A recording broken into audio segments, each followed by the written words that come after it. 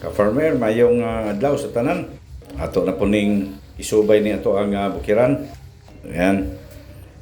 Bitbitan niya ni ato ang pang sanggot mga ka-farmer kay kunin panguhaag sanga ni mga unnecessary nga sanga sa durian ba. Kinahanglan gyud tanggalon mga ka-farmer ng mga sangang gagmay mo niya. Wala na siya muna kaon sa sustansya niya ba. Kung mubunga maguna siya ka-farmer at tumubunga hinuos gagmay nga sanga dili sa dagko. Yung mamatay ra gyapon sayang ang bunga. No, sayang mubulak dito sa gagmay nga sanga, di siya kuan ba? Di matibog bitaw. Sayang kay mo na kunin ipamutol diri dapita mga ka-farmer para ni bunga ato siyang bunga sa madagko nga sanga. Yan ato nigi hangad mga ka-farmer kay gas sugod mo timbunga, no? Pamulak ng mga durian ba.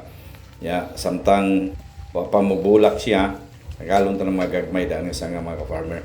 Kinahanglan gini siyang durian ipron, tanggalan gini mga gagmay masanga. Kay useless man na, para mo na siyang kaon ug vitamina syuta. Nga no. Okay. Nya ako pong kuan, Mrs. napod siya sa pikas dito pod. Adri si Mrs. Podga. Subay-subay pod ni iyang kuan pod mga pananon diri, nanguhag. Nanguhag utanon gulayon. Nuwa siya kamunggay mga ka-farmer. Ayawat pag-uli sa downtown ba. Napoy magulay-gulay.